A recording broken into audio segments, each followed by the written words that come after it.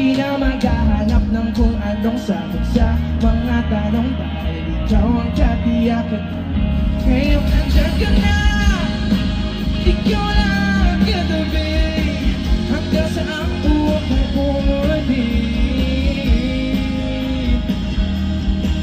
Dahil ikaw ay hindi na ako bibitaw. Ngayon ikaw na ang kasaya.